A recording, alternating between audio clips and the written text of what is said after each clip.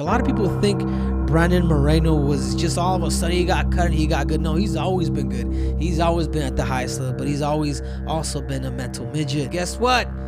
Payback's a biatch. I still like the kid, but it's personal now.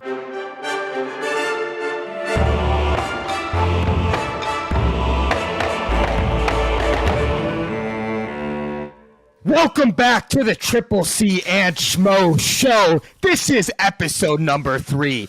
He's the king of cringe and the champ and the Olympic gold medalist Henry Cejudo. I'm the Schmo. We just played that clip from last week's episode, and the Schmo just wants to start off by saying this. We need to hold our ground more. This man, Henry, he's got his opinions. The Schmo has his opinions.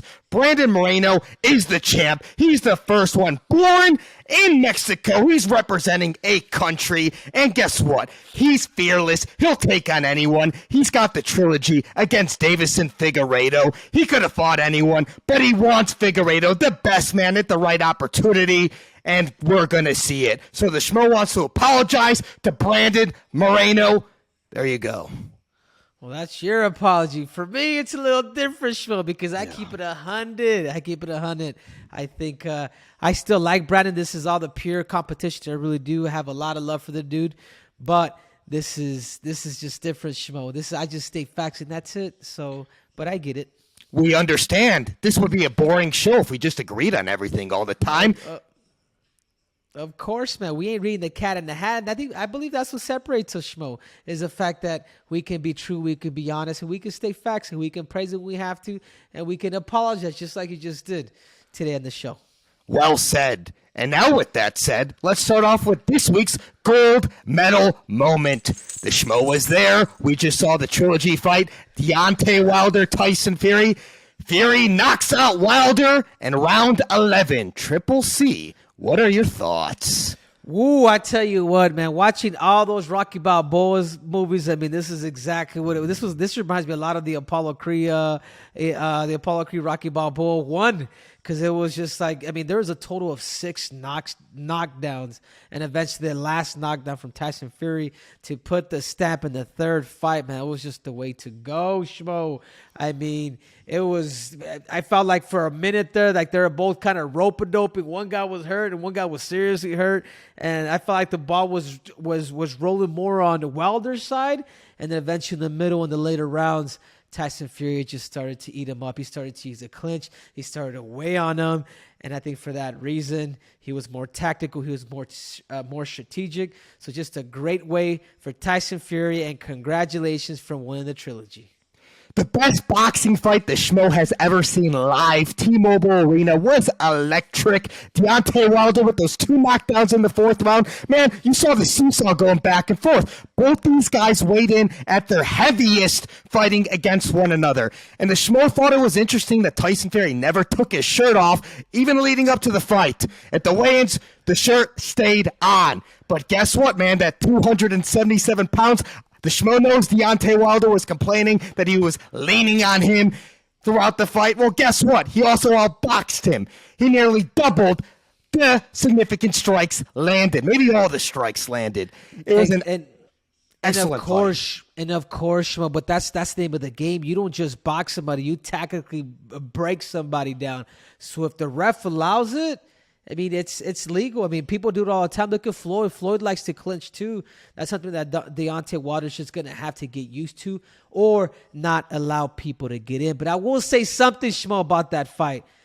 Great fight, one of the best heavyweight fights in boxing history, but they didn't shake hands at the end. I believe that there should be some sportsmanship at the end on either side. Whether one guy's still mad at the other, I still felt like they should have shaken hands. And hopefully, Schmo, that boxing is able to take a little bit of what the UFC is doing when, just because you lose doesn't mean your career is over. And that's typically how the boxing game has become.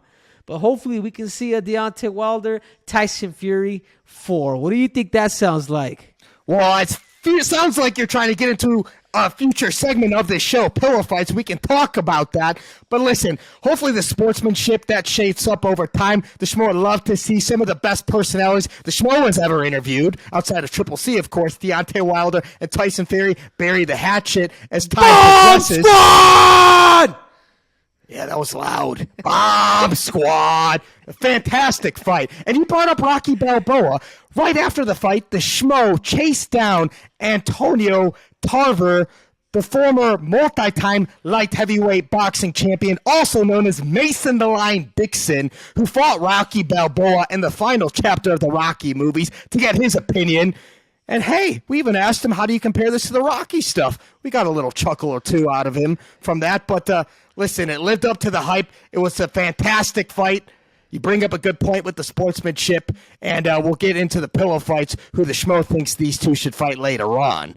So with that said, let's get on to the silver medal moment from heavyweight boxing to heavyweight MMA. We got Ciryl Gane, the interim heavyweight champion of the UFC, fighting Francis Ngannou. It's booked January 22nd, UFC 270. How is this going to compare, this heavyweight bout, to what we just saw with boxing, Triple C? Oh, I tell you what, Shma, hopefully these two heavyweight boxers are super, super inspired, because what these two heavyweights just demonstrated this last Saturday was amazing. I think Francis Ngannou and Gane are two former training partners. I mean, these guys trained in France back in the day.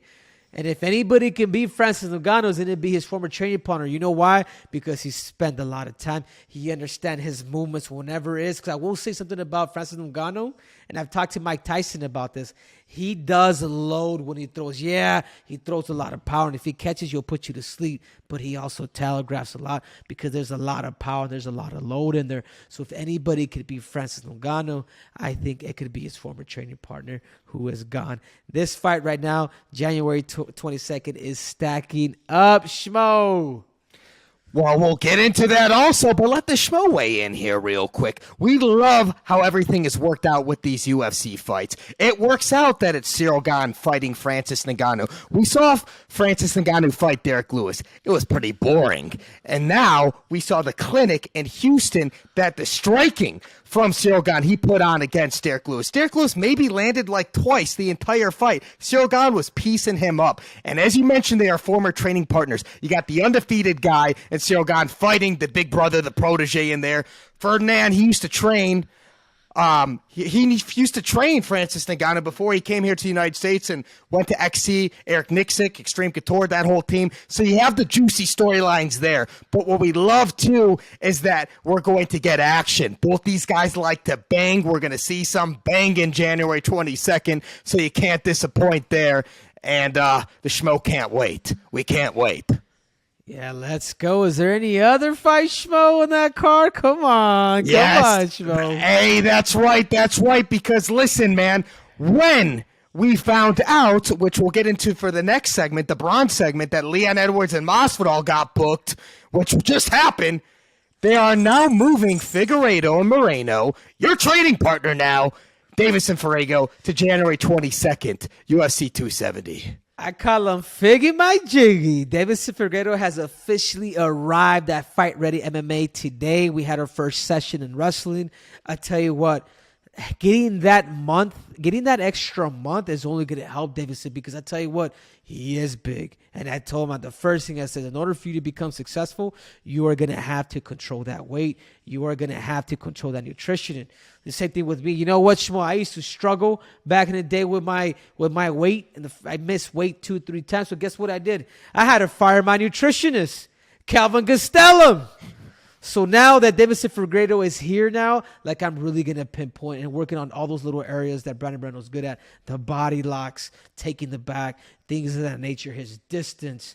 And I'm just excited for him to take me up on the offer. He's coming down here, so he's going to be out here for the next 3 months. And you guys will see Figgy My Jiggy 2.0. The Schmo's not going to sit here and call himself Carmen Sandiego, but we're going to put 2 and 2 together here. You're giving this guy an extra month to train with you, Triple C, Henry Cejudo. You're going to give him the new nutritionist now that you fired Calvin Gastelum. You're going to help him with the wrestling and the nutrition. This extra time could only benefit him, wouldn't you say? Exactly. And I told Davis, because we talked about it. We talked about how is it that he struggles with the weight class. I'm like, listen, put a timeline on your career and how long you want to stay at 125 pounds. I says, I knew once I beat TJ that I never want to go back to that weight class ever again because you suffer, Schmo. Unfortunately, it sucks, man. You will deplete yourself. You will start not liking the sport just because you're just not happy. So I said, this is strictly business. This is what you have to do. Follow my game plan, and you will have that belt around your waist once again. So can I get a and new? The Schmo feels like this won't be the last time we talk about these two going at it before this fight starts. So let's go on to the bronze medal moment. Because that fight, this fight, Leon Edwards, Jorge Masvidal, finally announced. It's going down at UFC 269, December 11th. That's why Moreno and Figgy got moved to January 22nd. What do you make of this bronze medal moment? Leon Edwards or Jorge Masvidal? Oh, I love it because this fight, this is true beef. This isn't a persona. This isn't a character. This is a guy that literally, like these guys literally fought backstage where, we get the famous 3-piece of the soda from Jorge Masvidal. We get that whole point of what he did. I mean, this has been 3 years in the making, Schmo.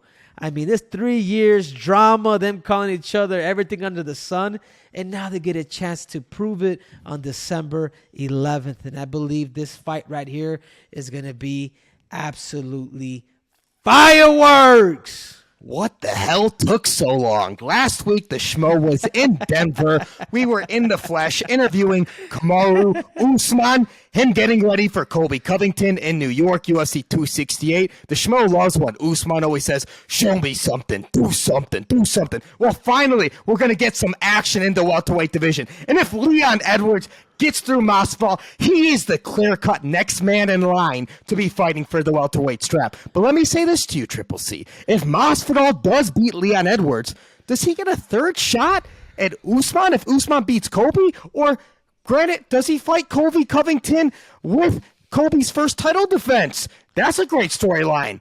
Does it just depend on what happens at Madison Square Garden for that next fight? What would you say?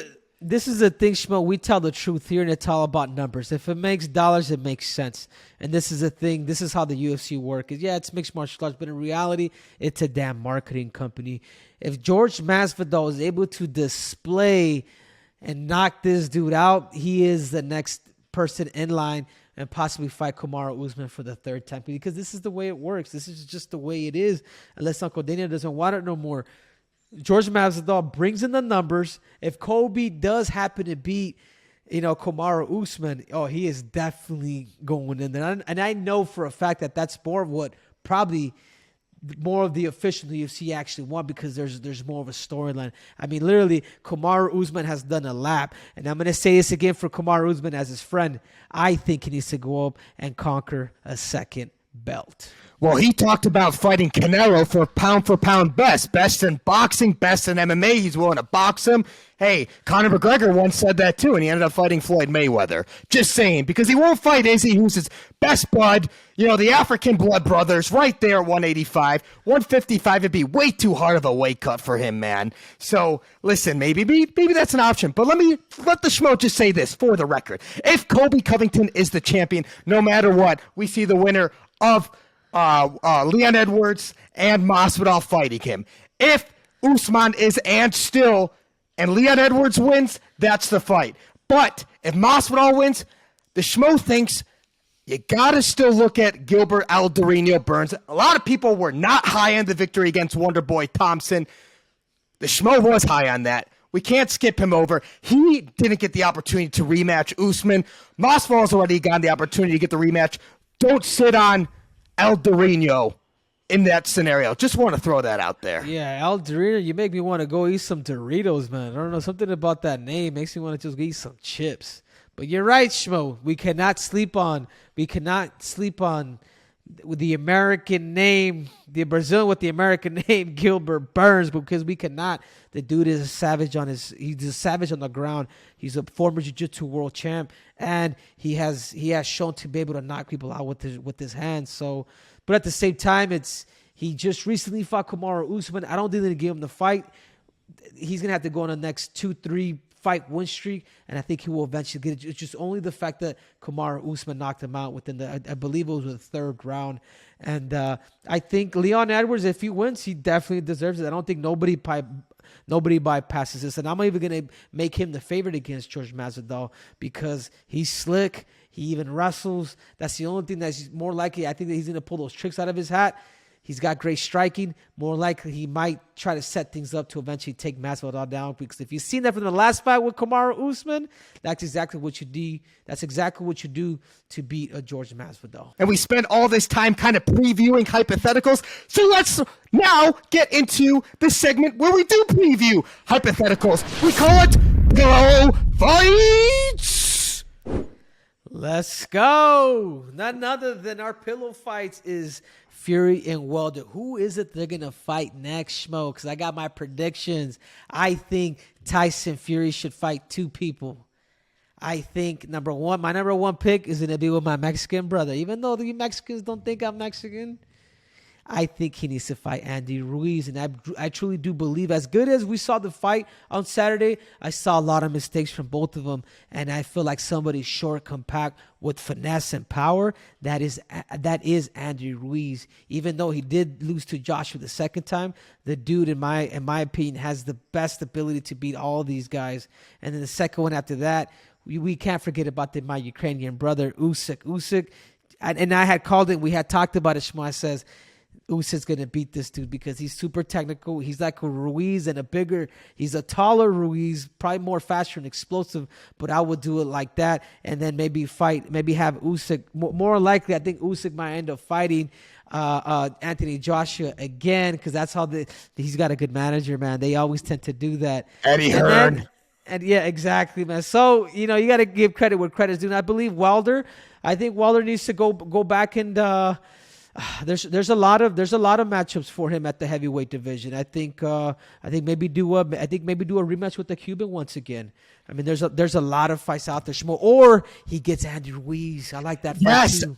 See, the Schmo's been chopping at the bit to talk about this, and you're taking the words out of the mouth. You're going all over the place. You're right. Usyk and Joshua, because of Eddie Hearn. Man, Eddie Hearn, he's good at what he does. Yes. They're going to get that rematch. But Tyson Fury, the Schmo wouldn't have been surprised, though, if Tyson Fury announced his retirement. We were kind of in the back of our mind expecting that at the post-fight press conference or when he got up there singing. Man, he's got great vocals. Multi-talented guy, this Tyson Fury. We thought that could have been a possibility. But it's not because he didn't say it. Well, it still could be. But who should he fight next? Obviously, number one should be Usyk. You unify, you get the best. And if he were to get all the belts and remain undefeated, the Schmo thinks he's not just the best heavyweight boxer of all time. The Schmo will call him the greatest boxer of all time. You stack up his resume and going undefeated against all the guys, I would give it that. That's the number one fight. Obviously, you don't get that fight. What are you waiting for? What are you waiting for? I don't know, but that's the fight to make for him. Deontay Wilder, two options.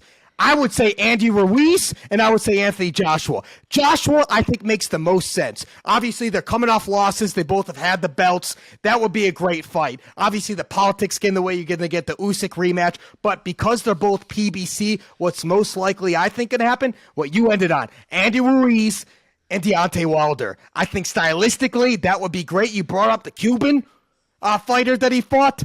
He's fought him twice. I feel like Andy Ruiz, the big old style, he would be a great fighter for Deontay Wilder. And the PBC, it's easy to get done. You know how promotions work in boxing. Those are the hypothetical fights the Schmo would make. Yeah, exactly. But this is the thing, Schmo. This is the only thing with boxing, man. These guys got to fight each other now. I don't think Tyson Fury is going to retire because there's too much money on the line. There's too much money. I think he made close to about maybe 15 to 20 million. Yeah. So real quick, the Cuban, should have said him by name, Luis Ortiz, King Kong. That's the Cuban's name. The Deontay Wilder's fought him twice. And the Schmo saw a statistic. I believe 30 million guaranteed to Tyson Fury before pay-per-views, 20 million guaranteed to Deontay Wilder before pay-per-views. These guys were paid, man. Paid. Bring truck. Man, if they need me to hold the bag, man, just let me know, Schmo. That's right. Now, with that said, we want to get into this week's top Schmoment. Bum-ba-dum, bum-ba-da-bum. Triple C, believe it or not, That big boxing match was not the only fight that took place on Saturday. We had UFC Fight Night. I believe it was UFC Fight Night 194 at the UFC Apex, the main event. Marina Rodriguez, she won a unanimous decision against Mackenzie Dern in a fight that Mackenzie Dern was favored. And the Schmo just wants to say this. We love watching Marina Rodriguez. Obviously, she's not right there with her English. She'll learn that over time, but she's an exciting fighter to watch.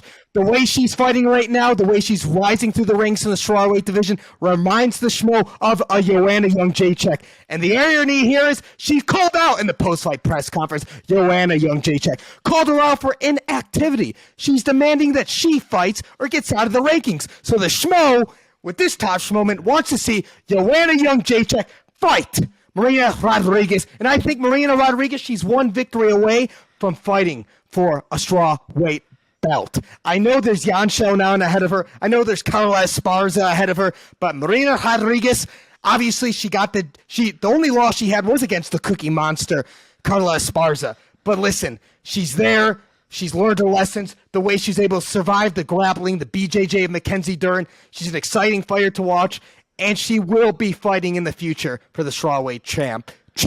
I keep saying that word wrong. With that reason, she is the Schmo's touch moment of the week. Awesome. I think she has it, Schmo. I think she just has that grit. And I think her pressure and her ability to just go out there and fight somebody and attack somebody is what makes her special. And with that said, our final segment of the day, it's a debut segment. We call this The King's Speech. Dun, dun, dun, dun. Well, none other than yours truly, King Triple C, and the King's Speech. Today, I just want to say my Brazilian brother from the Pitbull Brothers, all the way from Natal, Brazil, Patricio Ferreira, had just relinquished his lightweight belt. I mean, he wants to really rejuvenate who he was as a fighter, as a person. He decided to let that go to allow his brother, Patricky Pitbull, to have an opportunity to fight Peter Quilley in Ireland with the attendance of Conor McGregor, to be able to fight him. And I talked to Patricky Pitbull about a few days ago, and he says, man, I've been gunning for this bout since the first time I signed with Bellator. And this man has been in Bellator for, man, he's going close to about 20 years now. Like, that's how long these guys have been in the industry for. I mean, seriously, Schmo, these guys have been in there for a minute, and I do believe that Patricky Pitbull, because of his brother, is going to relinquish that bout, that he will be the next lightweight Bellator champion of the world. You heard it here, folks. And with that said, we will end on this. The Schmo will be in the flesh with you, Triple C, this week. There's a big Bellator fight, Bellator 268, the light heavyweight Grand Prix. And on Saturday, it's your baby shower, man. Congratulations. Thank you, Schmo. Thank you, man. We're extremely, you know how cool this baby shower is going to be, Schmo? We're going to have Deiveson Figueiredo in the house. We're going to have Zhang Wei Li in the house and her team. My former nutritionist, Calvin Gastelum. I mean, we're going to have a bunch of fighters, and we may have a special guest by the name of Mike Tyson. So stay tuned, Schmo. Uncle Mike might be coming to my baby shower. I'm extremely excited to see if he comes, but I'm just excited, Schmo. Well, you drop a lot of names there, but you don't mention one name and you're staring right, at the guy. That's right. And the Schmo. Yes, we got the invite. And for that, what's your name? I am Triple C. And I am the Schmo. We will deliver. We're